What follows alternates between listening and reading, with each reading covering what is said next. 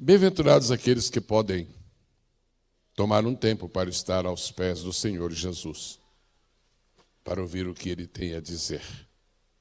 Nunca devemos estar tão ocupados que não possamos parar para ouvir o Senhor da Seara falar. Quero pedir-lhes a gentileza a cada um de abrir a Bíblia no livro do profeta Joel, no capítulo de número 2. Joel, capítulo de número 2. Enquanto este passo bíblico anunciado é encontrado, eu somente recordo o que foi lido ontem à noite. Romanos 15, 4. Não vamos a ele, só para recordar.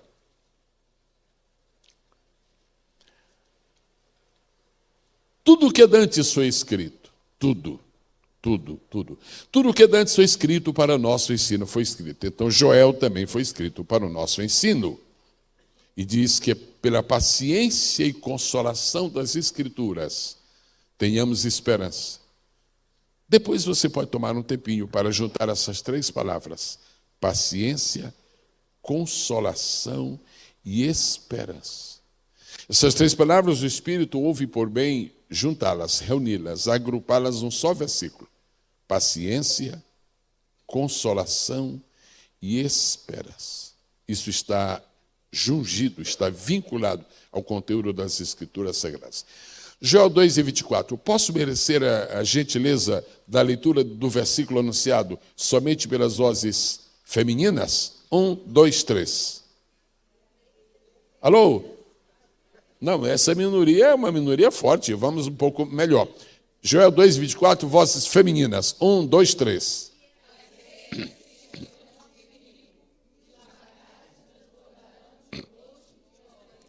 Vamos agora ouvir a voz masculina, por favor. 1, 2, 3.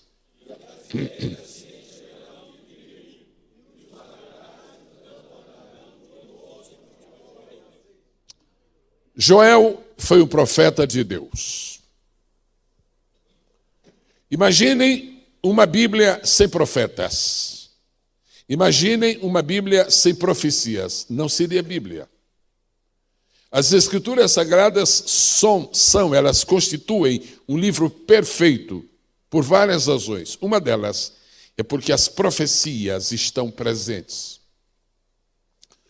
Dos 12 profetas chamados menores, não menores porque os outros fossem maiores, menores porque escreveram menos que os outros que escreveram mais, os profetas menores têm sua grandeza espiritual. Joel foi um grande profeta. Não precisamos tomar tempo aqui falando sobre dados estatísticos sobre Joel. Não, isso aí o Google se encarrega de fazer. Vamos tentar descobrir algumas coisas espirituais, práticas, para o senso comum dos pastores e para a edificação espiritual de cada um de nós. Que tempo viveu Joel? Joel viveu um tempo de crise. Gostei muito de ter ouvido aqui o pastor Josué repetir: o céu não está em crise. O céu não está em crise. Não esteve, não está. O céu nunca esteve em crise. O céu teve uma crise. Teve, mas não esteve. O que está é algo assim mais continuado. O céu teve uma crise, foi superada facilmente, mas não está em crise, nunca estará, jamais. A terra está em crise, crise total. E a igreja, frequentemente, atravessa crises parciais. Israel estava experimentando uma crise aguda. O elemento fundamental dessa crise, a parte, o setor da vida de Israel mais atingido pela crise, foi o setor agrícola. Mas uma nação não prospera se sua agricultura falhar. É quase um mistério que algumas nações do mundo que não têm regiões, na verdade, para desenvolver uma grande agricultura, elas consigam sobreviver. A tecnologia está fazendo com que, de alguma forma, seja superado o seu problema. Israel entrou em uma crise. Para se ter uma ideia da crise, é só lembrar que o Jordão, houve um escritor que disse, no tempo do profeta Joel, o Jordão era uma avenida, ou seja, secou. O que fazer em tempo de crise? Muitos pregadores, muitos ensinadores têm tentado responder esta pergunta. Eu não me meto nisso. Não é meu ministério responder pergunta complicada como esta. Mas há uma outra coisa que posso ver aqui. O que Deus diz para nós em tempo de crise. Aí sim. Sobre isso eu posso falar porque está escrito. O que Deus tem para nós em tempo de crise? Como cidadãos brasileiros, nós sabemos da crise que assola o nosso país. Como ministros de Deus, cada um sabe o tipo de crise.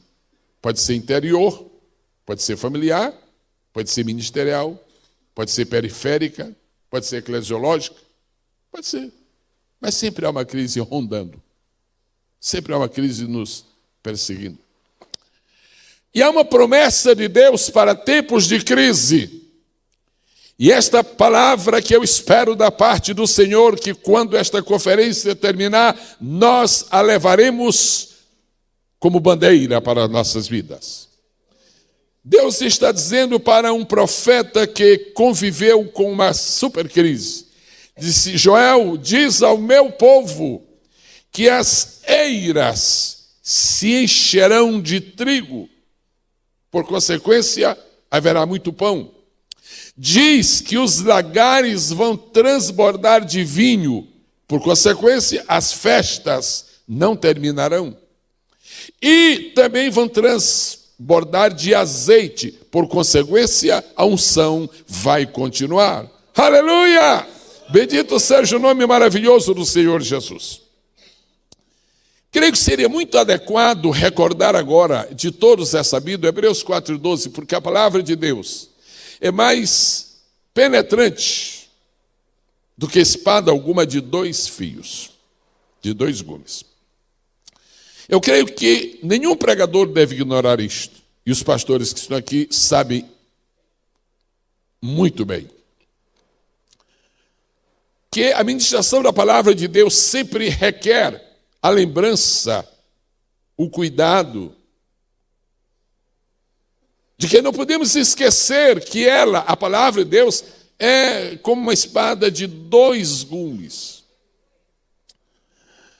O primeiro gume da palavra de Deus nós poderíamos chamar esta manhã de gume da interpretação. Interpretação. Ou seja, a Bíblia é o que é. Ela fala o que fala. Ela diz o que diz. É meio sinuoso alguém chegar na tribuna e ficar insistindo. Está escrito assim, mas é assim. Está escrito assim, mas é assim. Quer dizer, é ou não é?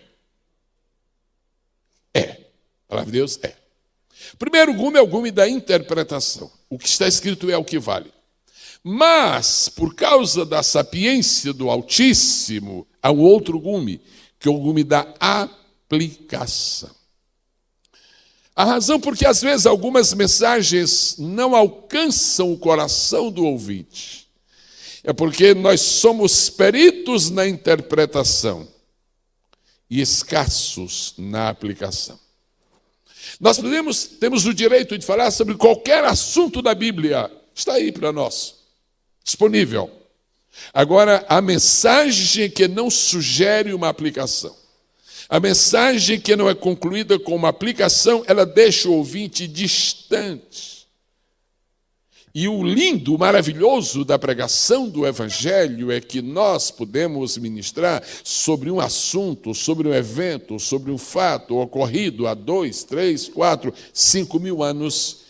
E antes que terminemos de ministrar, as pessoas estão se sentindo parte daquilo, daquela história, elas estão acompanhando. Isto é o segredo da palavra de Deus. O Espírito nos atualiza, nos contextualiza, nos insere. Existe o lado figurado dos textos bíblicos, existe o lado histórico dos textos bíblicos, existe o lado literal dos textos bíblicos, existe o lado espiritual, sobrenatural. Agora, este texto está nos prometendo algumas coisas, e nós então vamos separar a interpretação da aplicação. Para interpretar esse texto, nós temos que ser muito honestos, dizer que Deus está falando é com o povo de Israel, não é conosco. Se a Bíblia tivesse só um gume, nós não tínhamos nada que ficar lendo isto aqui, porque não tem nada conosco. O nosso Jordão não está seco, Bom, não sei se todos têm. Agora, a verdade é que existe outro lado que é a aplicação. E o meu desejo, a minha intenção, meu propósito, minha tarefa nesta manhã é tentar uma aplicação para esse texto, para ver até que ponto Deus está falando conosco nesta manhã. Em nosso texto estão anunciadas 3 grandes provisões de Deus para Israel.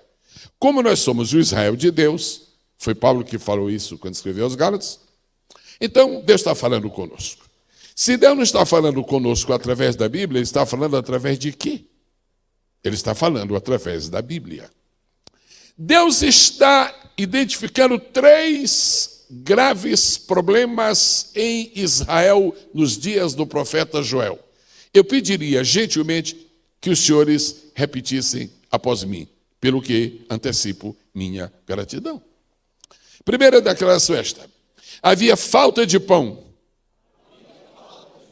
havia falta de vinho, havia falta de azeite. Deus está lembrando a Joel, uma nação não subsiste sem pão. E se essa nação se chama Israel, ela não subsiste sem vinho. E se esta nação se chama Israel, ela não subsiste sem azeite. E de repente, em Israel faltava pão, em Israel faltava vinho, em Israel faltava azeite. Vamos primeiro pensar no pão de uma maneira mais linear, depois tentaremos contar com a ajuda do Espírito. Pão é um elemento tão conhecido nas Escrituras, tão abundante, que de ponta a ponta, de um extremo a outro, a Bíblia fala de pão e fala. Primeira vez que a Bíblia fala de pão, Deus usa a seguinte expressão: teu pão. Com o suor do teu rosto ganharás o teu pão. Isso é o pai falando. Quando o filho chegou, então ele ampliou a dimensão do pão e disse: vocês vão orar assim, o pão nosso. Em Gênesis, o pão é individual. Em Mateus, o pão é coletivo. Em Gênesis é o teu pão. Em Mateus é o nosso pão. E a diferença do teu pão para o nosso pão, do meu pão para o nosso pão, é que o nosso, quem dá é Deus. O meu é o que consigo. Então é melhor o nosso do que o meu. O primeiro pão se consegue com trabalho, com suor. O segundo é com fé. O segundo é melhor. Com o suor do teu rosto ganharás o teu. Agora, orando, conseguirás o nosso. Amém. Louvado seja o nome do Senhor para sempre. Pão tinha 5 significados para o povo de Israel. E todo pregador aprecia imenso quando vê pelo menos 2 ou 3 pessoas anotando. Porque aí é o seguinte: se a multidão é grande, eles se concentram olhando para aqueles que estão anotando e ficam estimulados. Repitam, se quiserem, as palavras que eu vou nos falar. Pão, só a última palavra. Pão fala de abundância. Não, só a última palavra. Pão fala de abundância. Pão fala de prosperidade. Pão fala de fertilidade. E pão fala de riqueza. Ou seja, se não existe pão, não existe abundância. Se não existe pão, não existe prosperidade. Se não existe pão, não existe fertilidade. Se não existe pão, não existe riqueza. Deus está dizendo que esses 4 elementos virão por causa do pão que virá. Amém? Então Deus está dizendo para nós: não interessa a crise que há neste país chamado Brasil, haverá para o meu povo abundância. Haverá para o meu povo prosperidade. Haverá para o meu povo fertilidade. E haverá para o meu povo riqueza. Quantos podem glorificar o nome do Senhor? A história de Israel é muito linda, muito especial, é quase única, é singular. E nós vemos desde o princípio, bem do princípio mesmo da história de Israel, nós vemos que Israel era muito identificado com vinho. As festas. Israel é um povo festeiro. Mas Israel não era festeiro porque Israel tivesse a índole de fazer festas. É porque o Deus de Israel mandou Israel fazer festas. É impressionante como o calendário de Israel estava recheado de festas. Você vai fazer uma, quando estiver terminando uma, você já entra na outra. Havia festas interligadas. E quando Zé estava começando a descansar de uma festa, já vinha outra. E todas as festas eram regadas a vinho. Nós já vimos o que significa o pão para Israel. Agora vamos ver o que significa o vinho. Se quiserem, podem repetir a última palavra. Vinho fala de liberdade. Vinho fala de alegria pessoal. Vinho fala de alegria familiar. Vinho fala de redenção. Essas 4 coisas Deus está prometendo para nós hoje, agora. Diz ao meu povo, nesta conferência, que haverá liberdade. Diz ao meu povo, nesta conferência, que haverá alegria pessoal. Mas diz ao meu povo também que haverá alegria familiar. E, consequentemente, diz ao meu povo que haverá alegria, que haverá redenção. Pão fala de alimento, de sustento. E vinho fala de alegria. Agora nós vamos começando a funilar. Quando se fala de pão, está se falando de alimento. Quando se fala de pão, está se falando de sustento. Agora, quando se fala de vinho, embora haja muitas dimensões na utilização do vinho, centralmente, Salmo 104 diz assim: o vinho que alegra o coração.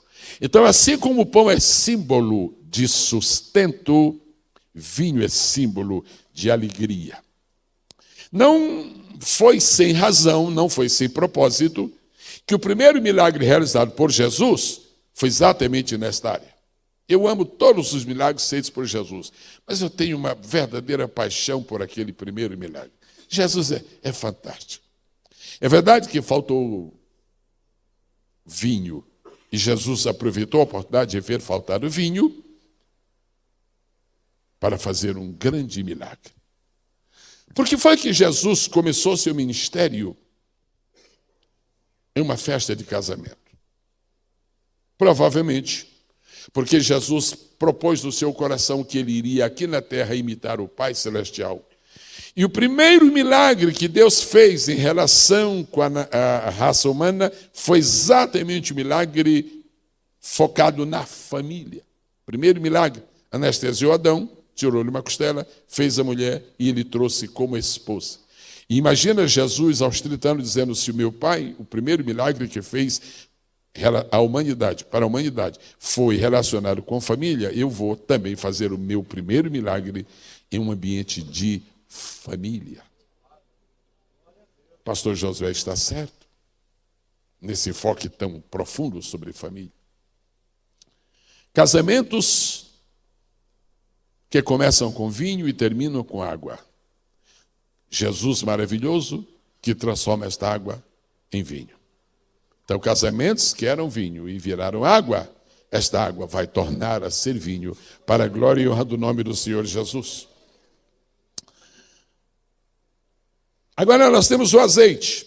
Azeite é um dos mais antigos e eficazes combustíveis usados pelos homens. Azeite era usado na alimentação. Pode falar a última palavra. Azeite era usado na alimentação. Azeite era usado com fins medicinais. Azeite foi objeto de milagres. Mas azeite está relacionado com unção. Agora estamos começando a entender o que é que Deus realmente quer falar conosco. Há 3 provisões de Deus para os pastores reunidos nesta conferência, como uma mensagem de encerramento. Primeira provisão: Deus vai multiplicar o nosso sustento. Não estou falando do nosso salário, estou falando do nosso sustento. Salário é outra coisa, estou falando sustento. Deus vai multiplicar o nosso sustento. Deus vai multiplicar a nossa alegria. Deus vai multiplicar a nossa unção. Você não pode deixar este hotel sem que sinta que há mais pão hoje do que havia ontem. Você não pode deixar este hotel sem ter a convicção de que você está mais alegre hoje do que estava ontem. Você não pode deixar este hotel, este evento, este auditório, esta conferência, você não pode deixá-lo sem que esteja convicto de que há mais unção hoje em sua vida do que havia ontem. Aleluia!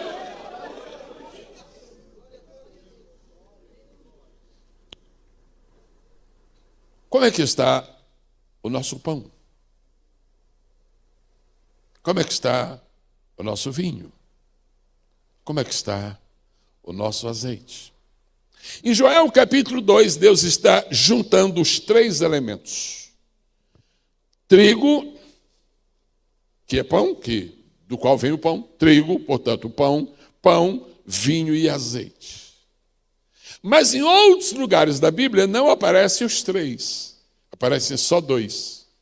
E você vai ver que quando só aparecem dois, a obra não está completa. Primeira vez que dois dos três aparecem juntos, lá em Gênesis capítulo 14. Melquisedeque tem um encontro com Abraão, Abraão tem um encontro com Melquisedeque, Abraão dá o dízimo para Melquisedeque, e Melquisedeque dá para Abraão pão e vinho. Só faltava uma coisa para Abraão, era azeite.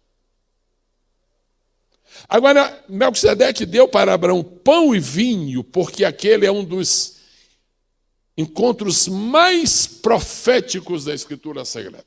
Mais proféticos. Quando Melquisedeque entrega para Abraão pão e vinho, Melquisedeque é um símbolo de Jesus, e todos já sabiam isto. Em Gênesis, nascem os fundamentos da ceia do Senhor. Quando Melquisedeque entrega pão e vinho, os olhos espirituais de Abraão, aquele mesmo Abraão que viu dois animais lá no monte, dois animais no monte. Às vezes lemos rapidamente e pensamos que lá no monte, quando Abraão foi levar Isaac para sacrificar, ele só viu um animal. Não, ele viu dois animais. Ele viu um cordeiro, ele viu um carneiro perto dele e viu um cordeiro longe. Ele viu um carneiro perto e um cordeiro longe. O carneiro que estava perto era para morrer naquele dia e foi morto. Mas ele era para morrer só por uma pessoa, só por Isaac. Mas o outro animal, que era um cordeiro que estava mais longe, é para morrer pela raça humana. E Jesus disse, Abraão viu o meu dia. E o dia que Abraão viu, o dia do Senhor, foi o dia em que ele viu o cordeiro. Não é João Batista? Eis o cordeiro de Deus que tira o pecado do mundo. Então Melquisedeque está entregando o pão e o vinho para Abraão, e ali os traços preliminares da ceia do Senhor começam a ser desenhados no grande quadro da redenção apresentado aos homens. Só faltava azeite. O azeite não chegou na vida de Abraão, ainda não era o tempo. Ele não chegou na vida de Isaac. Mas depois de Abraão e de Isaac vem Jacó. Qual é a diferença entre Abraão e Jacó? Abraão tinha pão, tinha vinho, mas não tinha azeite. E o Jacó? Jacó tinha azeite, mas não tinha pão. Porque o Jacó disse assim, eu vou fazer um voto. Se nesta viagem tu me deres pão. Ele tinha azeite, mas não tinha pão. Esse é o drama que nos acompanha.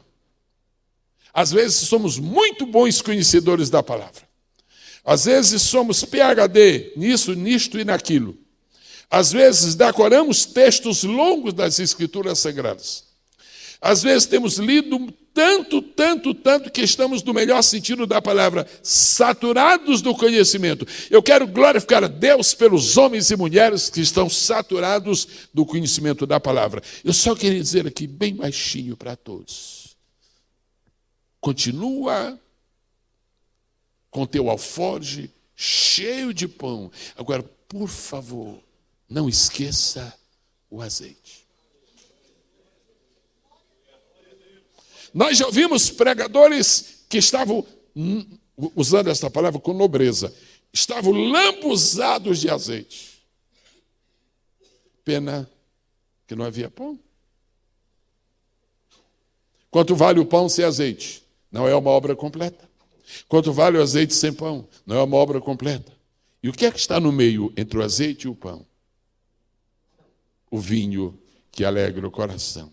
A nossa perfeita alegria só existe quando do lado esquerdo está o pão, do lado direito está o azeite. Do lado esquerdo está o pão, do lado direito está o azeite. Do lado esquerdo está o pão, do lado direito está o azeite. Do lado esquerdo está o pão, do lado direito está o azeite. Do lado esquerdo está o pão, do lado direito está o azeite. Aleluia!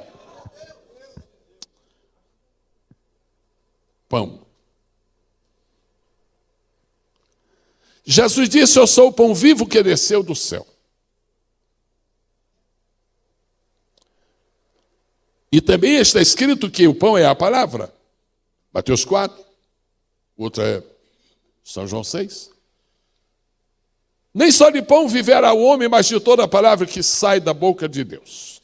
Aí nós vamos ver os dois gumes. Primeiro gume, porque todo o ensino da Bíblia tem um ensino correspondente paralelo.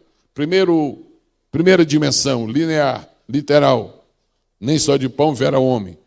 Segundo gume, aplicação de toda a palavra que sai da boca de Deus. É impossível amar a Jesus e não amar a palavra. E é impossível amar a palavra e não amar a Jesus. Porque se a palavra é pão, Jesus também é pão. A palavra é tão pão quanto Jesus é.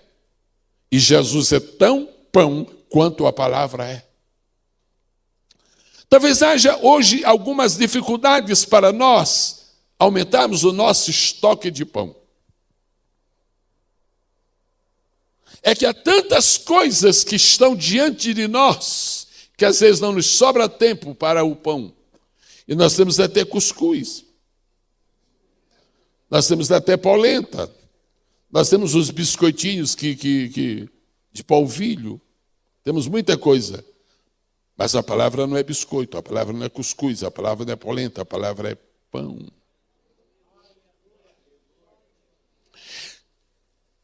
O que nós temos que fazer com este pão? Eu penso que o Brasil agora ele tem duas classes de pregadores. Essas duas classes cada vez mais estão se tornando bem evidentes e não se confundem. Primeira classe de pregadores do Brasil são os surfistas. Surfistas. Pregadores surfistas. Como eles estão muito ocupados facebookeando, porque já não orcuteiam mais. E durante esses períodos de folga da instagramação,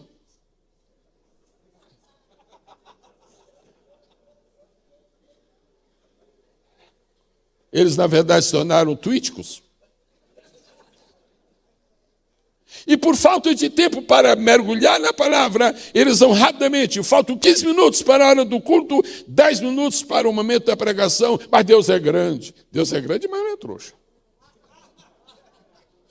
E vão rapidamente. E quando chegam diante do público, começa a surfar. O pregador surfista. Essa é uma classe de pregadores que precisa se acabar. Precisa negar os púlpitos para esses surfistas. São pregadores de prancha. E tem aquele público ali na praia que fica aplaudindo. Eles dependem das ondas. Mas há uma outra classe de pregadores. Essa outra classe é a classe dos pregadores que vêm para a conferência pastor, discipulando o pastor. Quem são eles? Eles não são surfistas. Eles são os mergulhadores. Eu queria dizer, em nome de Jesus Cristo, Deus te trouxe para esta conferência para reafirmar o compromisso que Ele tem contigo, mas tu tens que ser um mergulhador. O surfista se expõe. O mergulhador desaparece até que traga os tesouros que estão nas profundezas e apresente para o povo. Aleluia, aleluia. Agora, nós não podemos alimentar o povo se nós estamos famintos. Nós não podemos dar para o povo mais pão do que nós mesmos já comemos. Porque lá no profeta Ezequiel diz, primeiro tu comes, e depois que veres comido, dá de comer aos filhos de Israel. Não sei quantos estão cientes desse detalhe, mas seria bom acordar para isto. É preciso ter muito cuidado com sermões anônimos colhidos da internet. Muito cuidado. Sermões anônimos. A maioria dos sermões anônimos que há na internet, que eles parecem lindos, têm uns pensamentos fabulosos, mas são apenas fabulosos, não são inspirados. Se você investigar, vai, continua. Você sabe de que igreja são? Dos Mormons. Os Mormons estão cada vez mais enchendo a internet de sermões, enchendo. E não admira que já se está ouvindo aí sermões gulgados. É mais ou menos isso, né? Gulgado. Ok, mais ou menos isso. Sermões mormons sendo dados no púlpito evangélico. Isto é herético, isto é abominável, isto é uma tragédia. A outra coisa que sempre devemos levar em consideração: o povo, quando vem à igreja para nos ouvir, o povo não vem comer pão bolorento. O povo não vem comer pão velho. Não é apenas um privilégio nosso como pregadores, é um direito, e é mais do que um privilégio, é uma obrigação nossa dar pão fresco para o povo. Dar pão fresco para o povo. Agora, Deus está dizendo que em tempos de crise de Israel, Ele vai fazer com que as eiras se encham de trigo.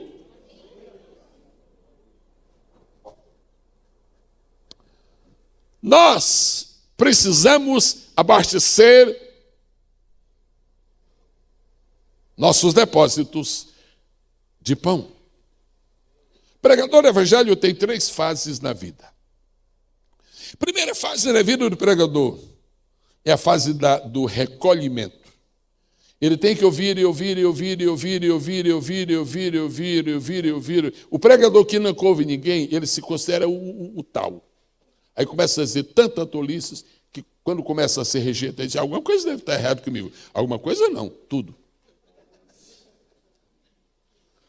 A primeira fase da vida de um pregador é a fase em que ele está recolhendo o material.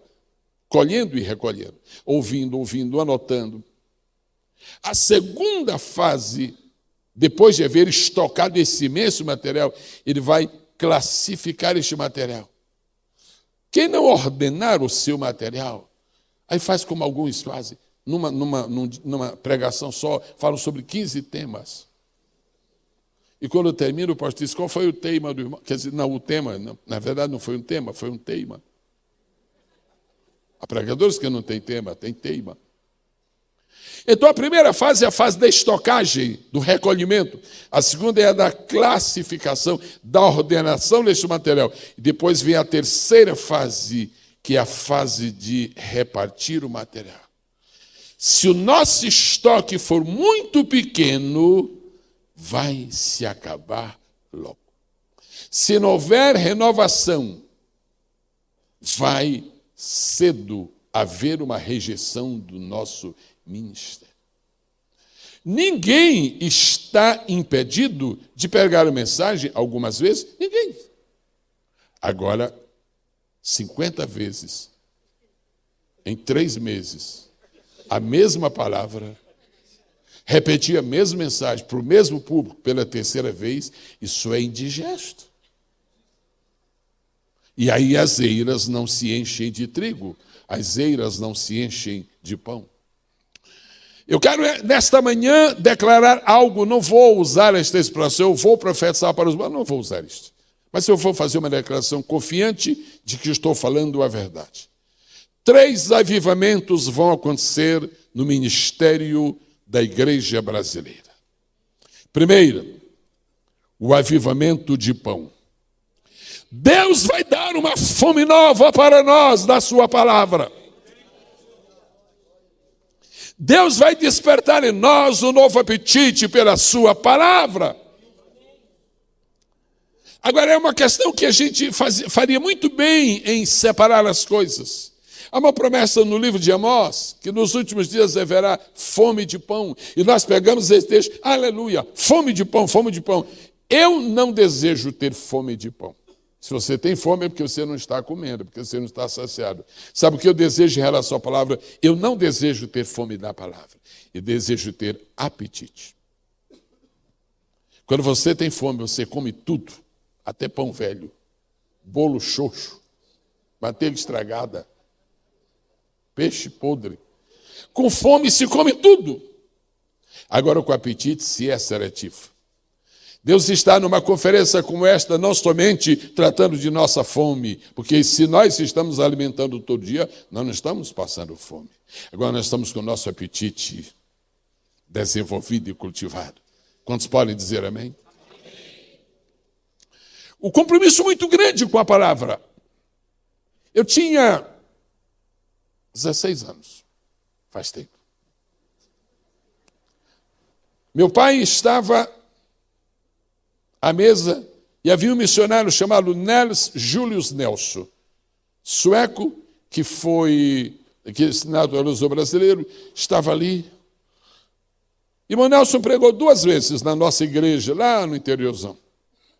Quando terminou a segunda noite, eu, 16 anos, eu disse assim, Deus, como é que pode uma coisa desta? Este homem com essa idade aí, pregando. Eu perguntei para ele, há quanto tempo o senhor prega? Disse, há tantos anos. Ele disse, o senhor não leva mal, irmão Nelson? Não, meu filho, fala. O senhor ainda tem mensagem? Disse, tem, meu filho, Deus dá todo dia. É mesmo. Disse, Deus, tem compaixão de mim, Deus. Como é que vai ser quando, se eu chegar a essa idade, será que eu ainda vou ter mensagem? Vamos falar uma conversa franca aqui. Há 2 experiências que todo pastor tem que ter. Há dias que a gente pagaria para não pregar, porque não tem mensagem. Estou falando da minha experiência.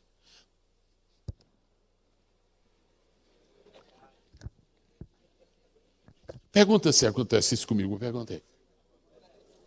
Comigo? Acontece isso, senhor. Mas deixa eu falar uma conversa franca. Em compensação, tem dias que eu queria ter 5 oportunidades para pregar.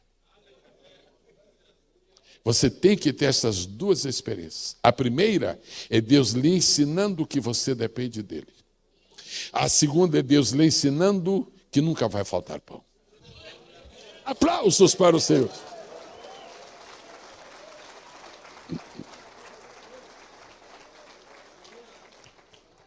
Agora você nunca terá o avivamento de pão se for negligente. Você nunca terá o avivamento de pão se for indolente. Você nunca terá o avivamento de pão se for relaxado. Seja diligente. Porque não existe uma árvore chamada pão.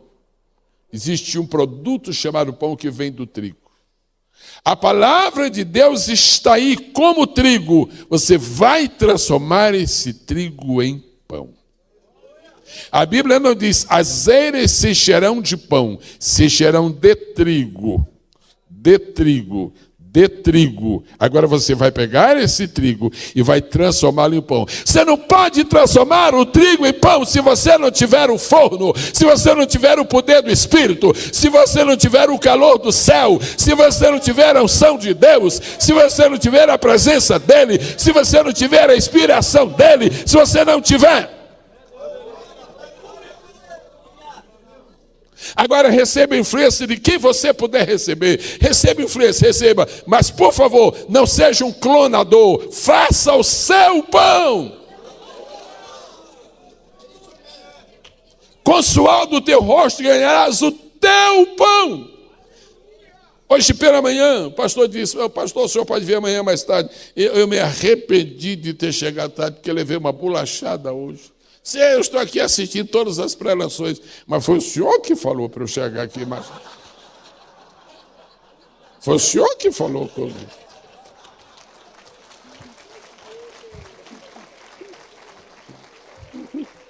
Mas ontem à noite eu falei, depois fiquei para ver, escapei, né? Ouviu? Ainda que o senhor queria me mandar embora. Eu disse, não, eu vou ficar para assistir. Eram 2 bolachadas. Agora eu estava pensando hoje muito cedo, que coisa linda, no suor do teu rosto ganharás o teu pão. Tira toda a contextualização histórica desse texto e traga para uma aplicação desta conferência. Tua mensagem é o teu pão, é o pão que tu vais dar para o povo. Agora, se tu queres uma mensagem boa para o povo, tu tens que suar. Tem umas mensagens tão rasas, tem umas mensagens tão singelérrimas. Não existe esta palavra. Eu queria. É um neologismo. Eu acabei de criar. Telefona aí pro Aurélio. Telefona aí. Singelérrima. Tem umas mensagens tão rasas, sabe por quê? Mensagem que dura no coração do ouvinte são mensagens que demoraram a ser feitas. Tu não pode chegar à presença de Deus para receber uma mensagem com sentido de urgência. Deus não dá valor à tua urgência. Deus quer que tu tomes tempo com Ele. No suor do teu rosto ganharás o teu pão. Pega esta palavra agora como pastor de igreja. A mensagem que vai edificar o povo é a mensagem que você vai produzir suando. Agora,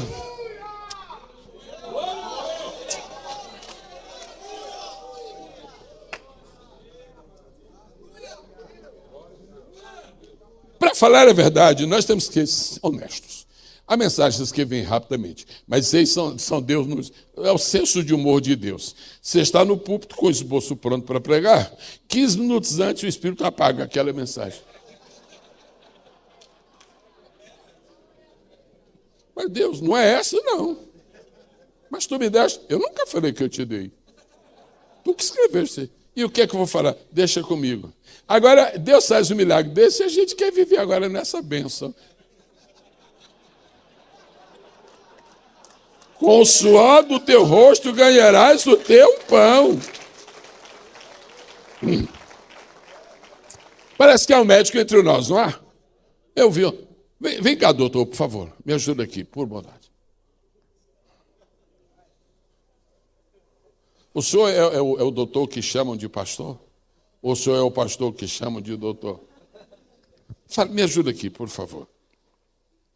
Vamos falar um pouquinho aqui de anatomia, né? Todo médico tem... Quais são as peças fundamentais? Os órgãos, né? Peça não. Peça. Quais são... Então, é o médico, tem que respeitar aqui. Quais são os órgãos vitais do rosto? Estou falando do visível, certo? Do rosto humano. Ok, vamos começar. Olho é parte vital do rosto? Vital. Olho? Maravilha. O que mais? Nariz. Nariz também. Por causa do olfato. Boca. Boca. Então já temos 3, né? Subindo. Boca, nariz. Tem mais algum? Do rosto é o ouvido. Também faz parte? Faz parte. Obrigado, doutor. Não, agora fiquei à vontade. É o seguinte, mensagem verdadeira tem que suar o rosto. Não é suar as pernas, não. Não é só... Sabe o que quer dizer suar o rosto? Cansar os olhos de ler a Bíblia. Sabe o que quer dizer suor do rosto? Cansar no nariz de sentir a inspiração. Sabe o que quer dizer suor no rosto? É cansar a boca de tanto repetir a palavra. Sabe o que quer dizer suar o rosto? É cansar o ouvido de tanto escutar a voz de Deus. Obrigado.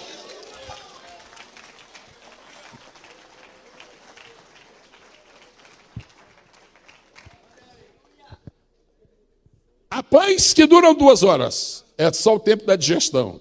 E há pães que duram 10 anos. Há pessoas aqui esta manhã que são capazes, se permitido lhes fosse, seriam capazes de levantar e dizer, pastor, eu me lembro de uma mensagem que eu vi há 10 anos. Tem ou não tem?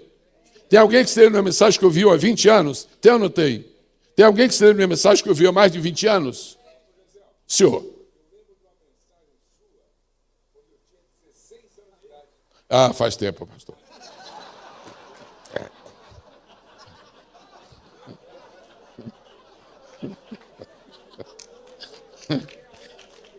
Peraí. Vocês estão aplaudindo a mim ou a idade dele? Como é que é o negócio? Como é que foi?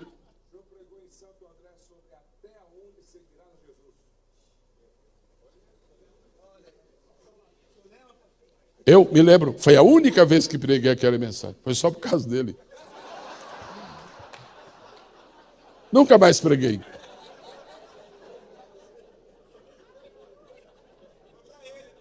Eu tenho hoje, por mais um mês eu tenho 74 anos. Por mais um mês. Eu tinha 18 anos, morava na cidade de São Luís do Maranhão. Frequentava a Assembleia de Deus, liderado pelo saudoso pastor Alcibiades Pereira Vasconcelos. E saiu uma notícia por ali, pastor presbiteriano vai pregar.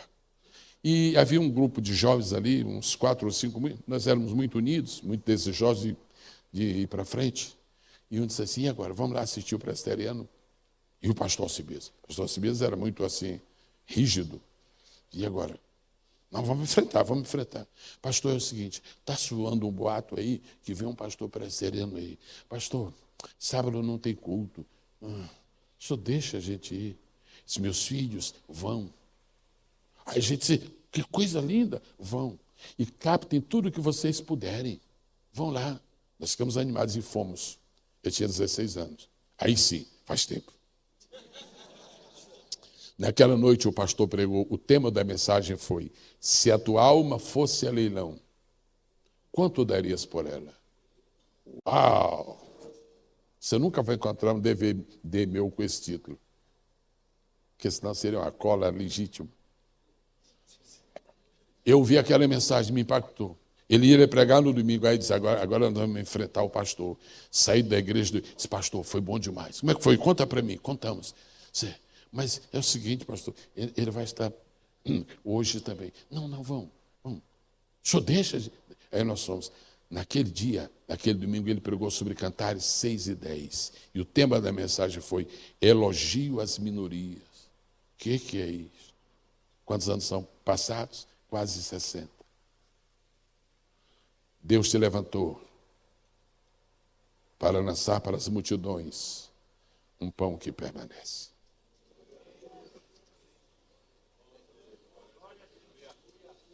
Aquilo que não custa esforço não será lembrado.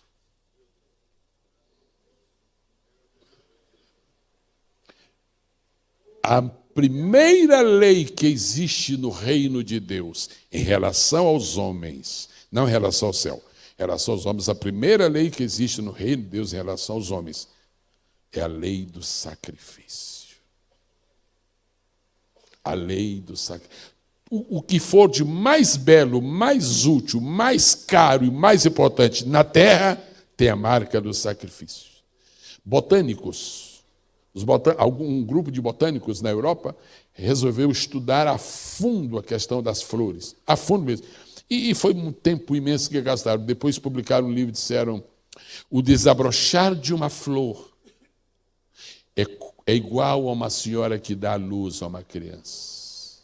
Quando uma flor está desabrochando, para a flor, é o sacrifício do par. Por isso que as flores são belas, porque são produto de um sacrifício. A beleza da tua mensagem é vinculada ao sacrifício que tu tiveste para produzi-la. Com o suor do teu rosto ganharás o teu pão. Deus não nos dá pratos feitos. Deus trabalha em outro restaurante. Deus não nos dá pratos feitos. É uma raridade. Deus nos dá trigo para produzir pão. Agora tem uma coisa. Quem quiser 7 anos de fartura de pão, aproveite os 7 anos de fartura. Porque depois dos 7 anos de fartura virão 7 anos de escassez. Mas escute. Quem guardou pão, quem guardou trigo durante 7 anos, vai passar 7 anos sem escassez de pão. Repita para mim, por favor. Quem guardou trigo durante 7 anos, vai passar 7 anos de crise com pão. Aleluia. Aleluia. Bendito seja o nome do Senhor Jesus. Deus está dizendo para Joel, há uma crise muito grande na terra, agricultura. Mas eu vou fazer 3 milagres. Primeiro, as eiras se encherão de trigo.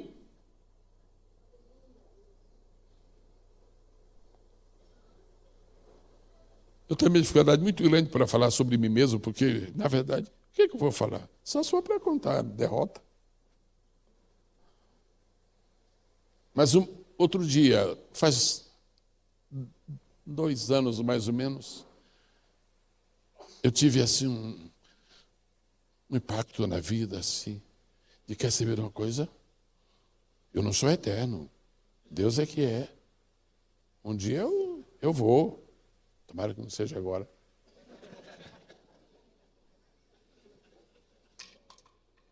E eu estava olhando por umas caixas de material que eu tenho em casa. Eu não sou... Tem gente que se muda muito. Eu não. Sou muito de ficar no lugar. Só me mudei 24 vezes. E estava olhando umas caixas de Deus.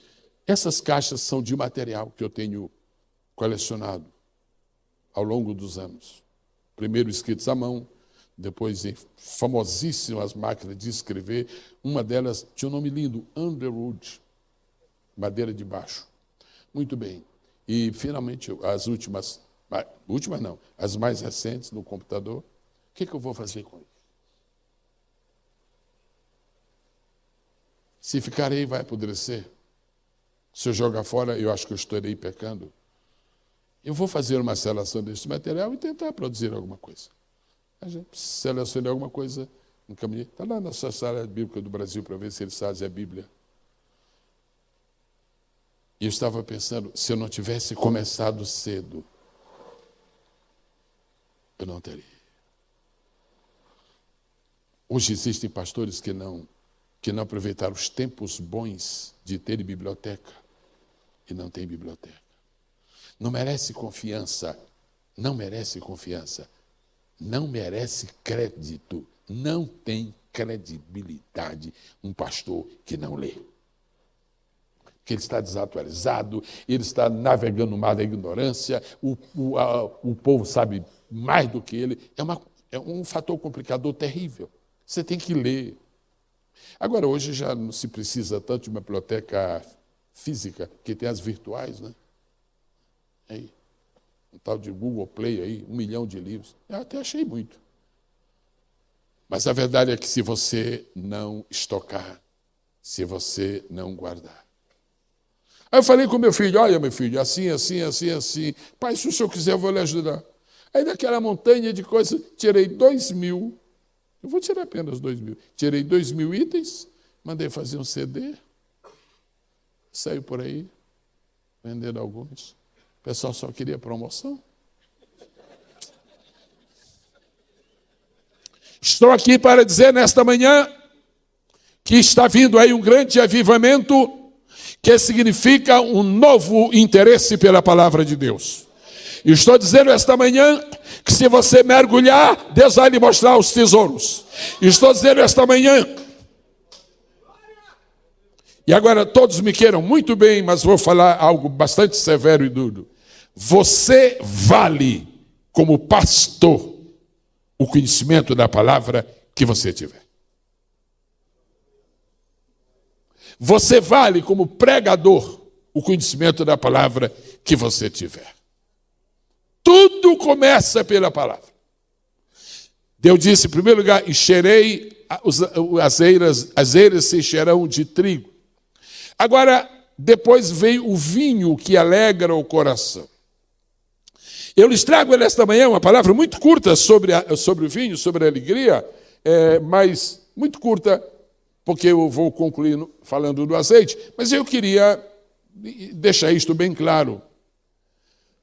É preciso, nós pastores, nós precisamos ter muito cuidado com as sutilezas do diabo, o diabo quer roubar a nossa alegria. Deus levantou você como pastor para postar o povo, e vou dizer uma coisa assim com toda a clareza: você tem que ser mais alegre do que o seu rebanho. Você tem que ser mais alegre do que a sua congregação. Porque é o seguinte, quando o pastor fala, o que o pastor fala, aquilo se reflete no povo sempre ampliadamente. Se o pastor for frio, a congregação será gelada. Se o pastor for gelado, a congregação será congelada. Porque se multiplica. Agora, se você for aquecido, a congregação será um incêndio de Deus. Se você chega à tribuna triste, você vai ter uma sessão de velório na casa de Deus. Esbanje alegria. Deus está dizendo, não vai faltar alegria, não vai faltar mosto, não vai faltar vinho. Eu vim te dizer aqui esta manhã que quaisquer que sejam as circunstâncias, Deus tem suficiente vinho para fazer alegrar o teu coração. Se você é dessas pessoas muito sensíveis, qualquer coisinha lhe deixa triste, o diabo já descobriu tua fraqueza, irmão. Todo dia tem uma. Mas que diabo nojento, rapaz, coisa terrível. Eu saio de uma e entro noutra. Você tem que reagir, você tem que reagir. Nossa alegria está muito acima das circunstâncias. Nossa alegria está muito acima das dificuldades que nos permeiam. Em nome de Jesus Cristo, receba um banho de alegria neste momento. Em nome de Jesus Cristo, receba um banho de júbilo, de júbilo, de júbilo, de júbilo, de júbilo. A alegria do Senhor é a nossa força.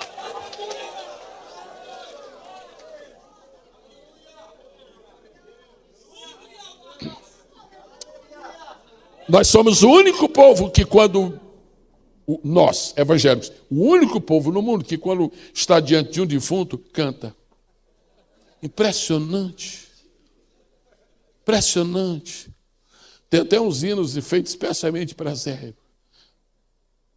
Junto ao trono de Deus preparado, mas cantando o defunto ali. Sabe por quê? Porque nossa alegria é maior do que a morte.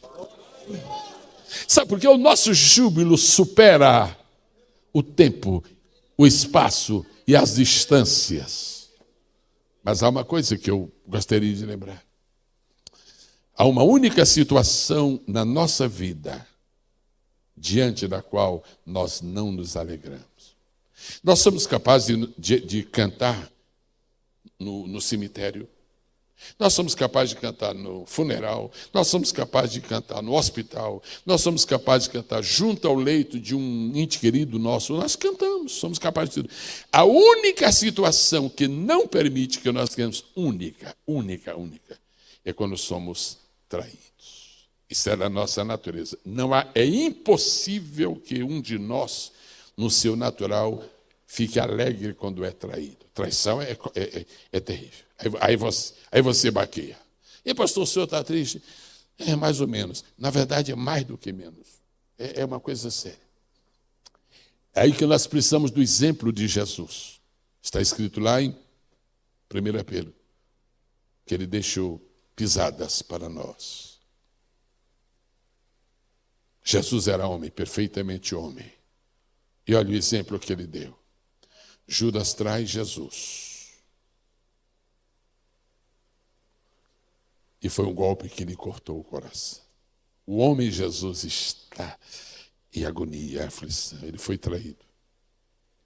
E diz a Bíblia que depois que Judas traiu Jesus, diz assim, está escrito, e tendo cantado o hino. Jesus, como é que tu consegues cantar o hino no momento de traição, se traição é a única circunstância da vida que nos impede de cantar? Aí Jesus responde para nós, eu sou o modelo, imitem-me, tentem imitar-me, receba de Deus esta graça para triunfar e nunca perder a sua alegria. Primeiro avivamento que nós precisamos hoje, avivamento de pão, abundância de pão. O trigo está presente, o pão é que pode estar escasso. Deus não está dizendo para Joel que vai haver abundância de pão. Ele está dizendo que vai haver abundância de trigo. Entenderam a diferença? Deus vai haver abundância de pão. Sabe por quê? Porque o trigo quem dá é Deus. O pão quem faz é o homem. Se não houver pão, não culpe a Deus, porque tem trigo. Quem pode exaltar a majestade do Senhor? Quero preparar-me neste momento para concluir esta mensagem. Apesar de todas essas coisas que parecem estar contrárias, apesar de todas as evidências aparentemente negativas, nós estamos em vitória, nossa nação tem condições de triunfar, a igreja ainda está aqui, ela é o fator de triunfo em Cristo aqui na terra, graças a Deus que nos faz triunfar em Cristo. Mas agora eu quero falar especificamente nesses momentos finais sobre a importância do azeite na sua vida. Se nós tivéssemos a coragem, graças a Deus que não temos, pelo menos eu não tenho, não, ninguém tem. Se nós tivéssemos a coragem de pregar uma série de sermões sobre as fraquezas de Jacó, tinha que ser um mês, falando todo dia, de manhã e de tarde. É muita coisa. Jacó foi turbulento. Mas esse homem, conhecido por suas fraquezas, ele merece o nosso respeito. Eu fiquei perguntando há algum tempo para Deus, o senhor não leva mal? O Jacó fez tanta coisa assim, e o senhor ainda mandou pôr na Bíblia aí, amei a Jacó. Com esse homem, um sujeito desse? E um dia Deus me esclareceu uma coisa, e eu dou muitas graças a Ele por isto. Jacó está em casa, o pai está para morrer, sente que a morte se avizinha, chama o filho Esaú, fala-lhe para ir buscar a caça, preparar o guisado como só ele sabia, a mãe escuta, faz aquela trapaça toda, o Jacó vai, muda de nome. Fala nisso, Jacó foi o único homem na Bíblia que teve 3 nomes, único, 3 nomes. Um que os pais lhe deram, Jacó. Outro que Deus lhe deu, Israel. E outro que ele mesmo deu, eu sou Esaú.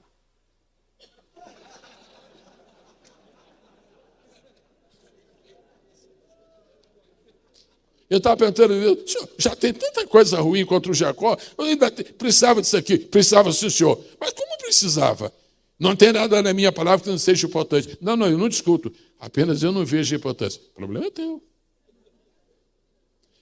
E sabe por que está na Bíblia que Jacó tinha esses 3 nomes? Porque cada um de nós aqui, sem exceção, cada um de nós aqui tem 3 personalidades. Há dias na vida que nós somos apenas Jacó. Nós somos o que somos. Todo mundo nos conhece, nossas fraquezas, eventuais virtudes. Mas há dias na vida que nós somos verdadeiro Israel. É como um irmão me dizia, um irmão que mora lá em Cachoeira, também disse, pastor, tem dia que a gente acorda com vontade de pegar demônio pelo chifre. Nesse dia nós somos Israel. Mas há algum dia na nossa vida que nós não somos nem Jacó nem Israel. Depressão, defasagem espiritual. Se eu fosse Esaú. Se eu fosse um primogênito. Se eu fosse fulano. É por isso que está na Bíblia.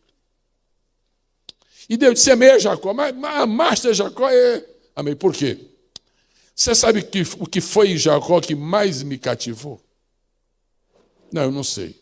Dá uma olhada na minha palavra. Gênesis. Aí eu fui ver na Bíblia. O que mais cativou a Deus? Jacó sai de casa, fugido. Quem é fugido não leva nada.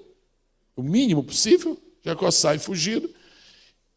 E Jacó prepara ali a mochila dele. Pouca coisa, que não podia pesar muito. Sabe quanto vai durar? Vai. Jacó chega. A noite se aproxima. Jacó, eu vou ficar por aqui mesmo. E quando chegou a noite, Jacó dorme, sonha. Tudo isso é muito conhecido. Jacó encontra uma pedra. Eu tenho andado por esse mundo aí, já dei muito interior, ainda não vi uma pedra boa para travesseiro. A mais parecida foi uma pedra de amolar faca, que uma vez meu pai fez, mas aquilo é uma raridade, aquilo foi preparado, uma pedra, encontrar a pedra no mato para ser o travesseiro. Tá bom. E quando termina tudo, Jacó disse, eu estou fugido, Meu irmão pode até vir atrás de mim e me matar. Mas quando eu estava em casa preparando minha mochila, eu senti desejo no meu coração de trazer uma coisa que não é parte da minha bagagem, não é parte da bagagem de ninguém. Sabe o que foi que Jacó pôs dentro da sua mochila? Azeite. Pergunta para Jacó por que ele levou azeite. Eu queria dizer uma coisa tão simples para você, mas guarde. Deus nunca desprezará uma pessoa se ela tiver azeite na bagagem. Eu vou dizer uma coisa que é paralela. Deus nunca deixará de honrar alguém se na sua bagagem houver azeite. Sabe quanto nós valemos? $1 milhão. Sabe quanto nós valemos? 1 milhão de libras. Sabe quanto nós valemos? 200 mil reais. Sabe quanto nós valemos? Deus, eu vou falar isto no teu nome, no nome do teu filho Jesus. Nós valemos o azeite que nós temos. O nosso preço é o preço do azeite que nós temos.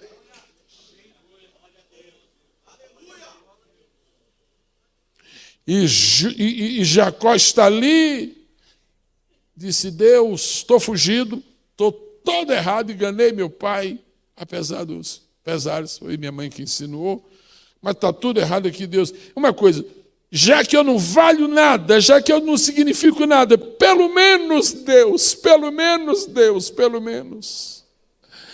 quando o azeite cair sobre esta pedra, Deus, lembra-te de mim. Aí lá na frente Deus diz: amei a Jacó. Nesses minutos finais desta conferência, Deus quer multiplicar o nosso azeite.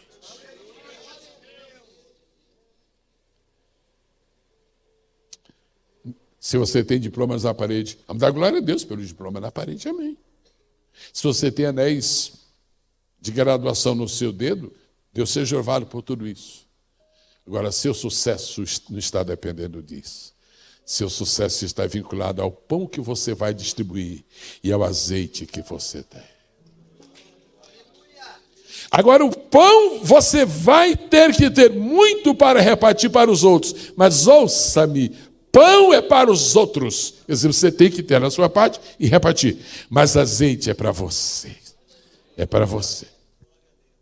Agora, é interessante que aquela mulher que ungiu a Jesus foi com perfume, não foi com azeite. Esse perfume tem o valor de azeite de Deus. Ela ungiu Jesus nos pés.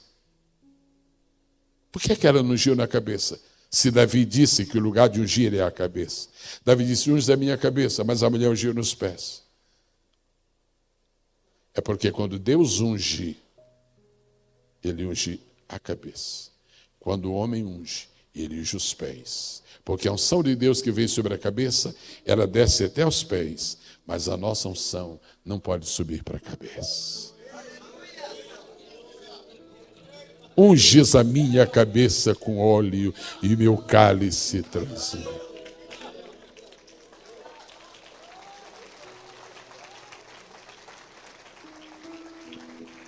Por que o Senhor está prometendo, Deus, para esse Joel aí, está prometendo que vai haver abundância de azeite?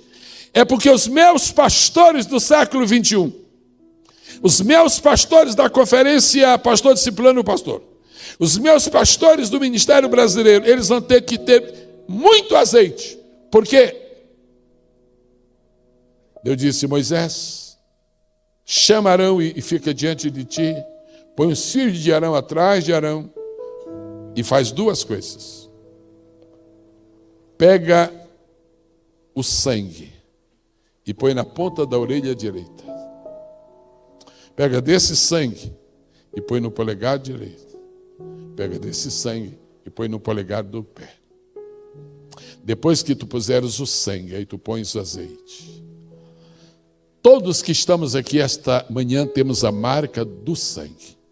Agora, a grande questão é esta: nós temos também a marca do azeite?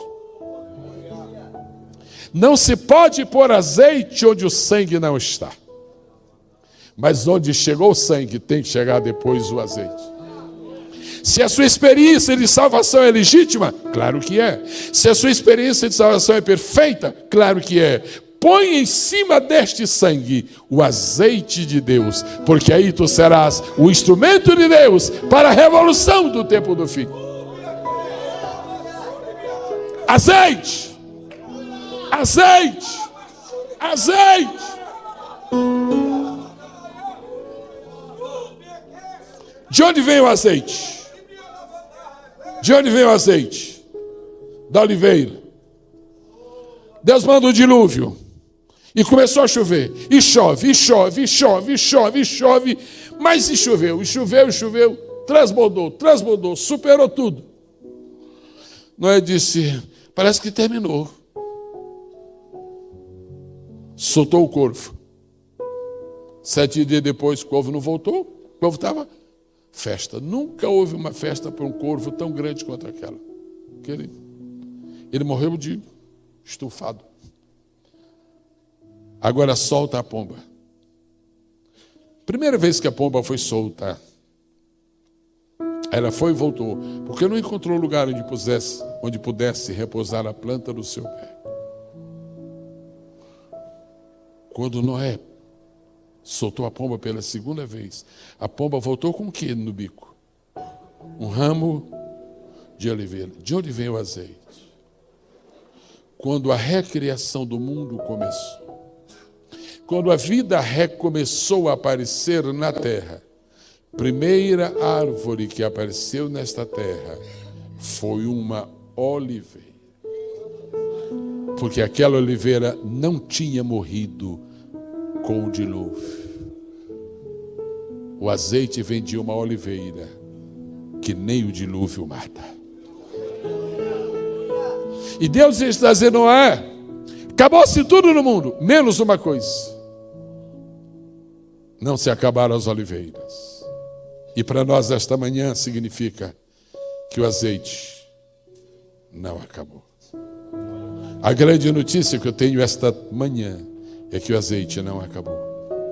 E ainda que haja um dilúvio de perversidade neste país, ainda que haja um dilúvio de imoralidade neste país, ainda que haja um dilúvio de corrupção neste país, ainda que haja um dilúvio de incredulidade, dá uma olhadinha e vê o que é que tem por cima das árvores de dilúvio.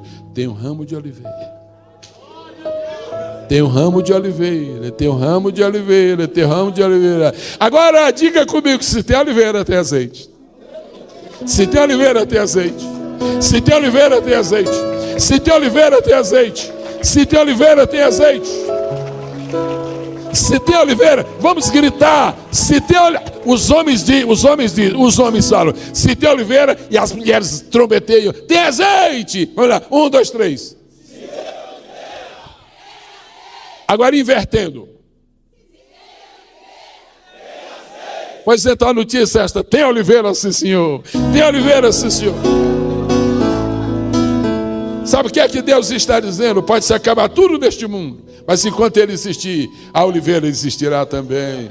Pode se acabar tudo neste mundo, meu irmão, pode ser a maior crise da tua vida. A única crise que tu não podes ter é a crise da oliveira.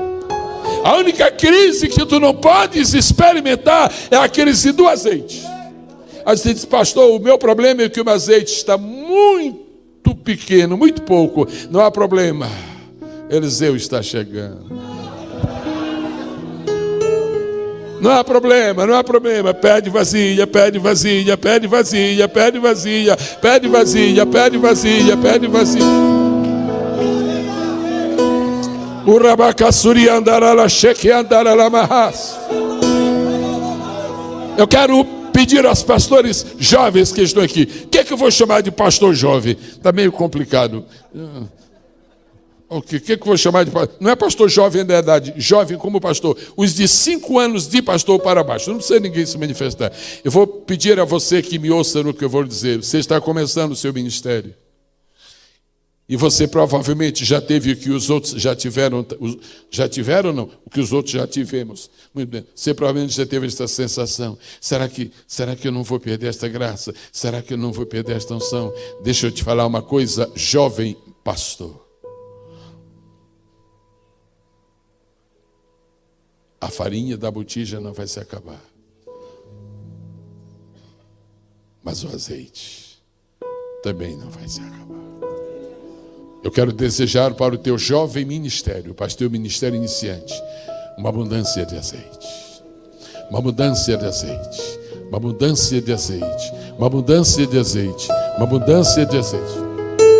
Agora, deixe-me terminar só lhe pedindo uma coisa. Não viva do azeite do vizinho. Agradeça a Deus o que você ouviu neste congresso. Agradeça a Deus pela usina de azeite que o pastor Josué está plantando aqui neste Brasil. Agradeça a Deus por tudo isso. Agora, por favor, não seja como as virgens loucas. Tenha o seu azeite. O Deus que disse, com o suor do teu rosto ganharás o teu pão, Ele está dizendo para ti hoje, se queres ter vitória, guarda o teu azeite. As vasilhas que a mulher trouxe eram emprestadas, mas o pouco azeite era dela. A vasilha não era dela, mas o azeite era dela. Vou fazer 3 apelos agora muito difíceis, mas eu vou fazer por obediência ao Senhor. Vou fazer.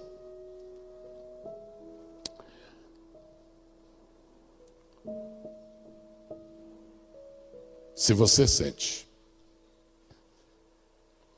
que você está negligente diante de Deus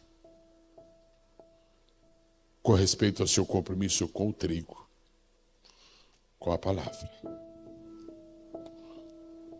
e você quer uma renovação do apetite pela palavra, pode ser uma só pessoa. Se não houver nenhum, eu vou ficar frustrado. Mas se houver só um, eu vou ficar feliz. Mas vai ter pelo menos um, porque Deus não atira no ar. Se você sente que o seu estoque de pão está fraco, se você compreende que você não tem sido tão fiel a Deus, se você tem tido pouco tempo para preparar o pão com tanto trigo que Deus lhe deu, este lugar que está aqui, neste lugar, eu quero pedir que você se levante do seu lugar e venha aqui pedir a Deus que o seu pão seja, o seu trigo seja multiplicado. Agora, se há algum pastor que está vencido pela perda de alegria, pastor, eu já não tenho mais alegria.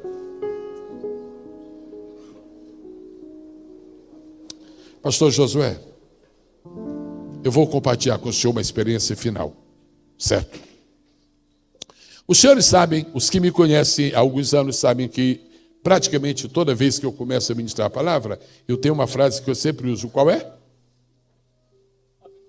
A vitória é nossa. Pelo menos sobrou uma aqui, quer dizer, escapou uma aqui. Eu gosto muito de dizer isto, a vitória é nossa. Você não pode dizer isto se você tem um sentimento de derrota. Você não consegue dizer, irmãos, vitória é nossa, irmãos. Não, você tem. Eu tinha um sobrinho, filho da minha irmã.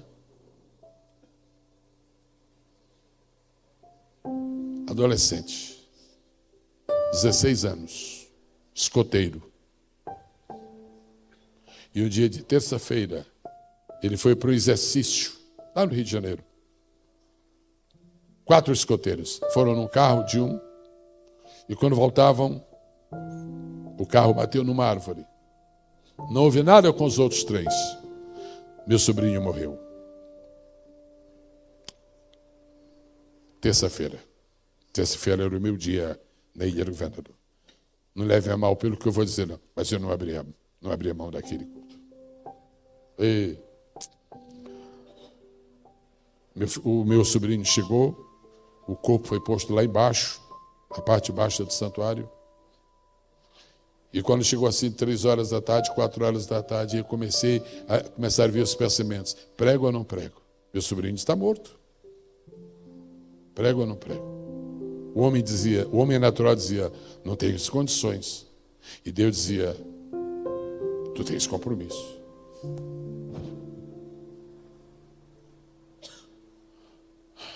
Quando chegou 6 horas da tarde, eu chamei minha esposa e disse, olha, eu vou pregar hoje.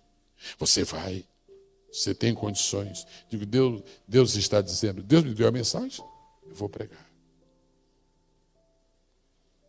E as pessoas que iam chegando e entravam assim, iam tomando conhecimento daquilo. Dava aquele burburinho lá. Quando chegou a hora do culto, tal, começou, e eu preguei. E quando eu subi à tribuna, eu disse o que eu dizia todo dia. A vitória é nossa pelo sangue de Jesus. O culto terminou. Quando terminou o culto, um senhor que estava no banco, assim na frente, disse, pastor, eu precisava de 2 minutos com o senhor. Não mais de 2 minutos. Eu me lembro que eu tinha visto aquele cidadão algumas vezes ali, mas eu sabia que ele não era da igreja. Disse, pois não. Disse, pastor, o senhor já deve ter me visto aqui algumas vezes. Sim, eu já tenho visto. Eu tenho de estar aqui, eu aprecio muito estar nesta igreja, aprecio muito ouvir a palavra de Deus, mas eu não tinha tomado uma decisão ainda. Porque eu pedi a Deus que me desse um sinal, que esta será a minha igreja, mas eu queria um sinal forte. Ele me deu hoje.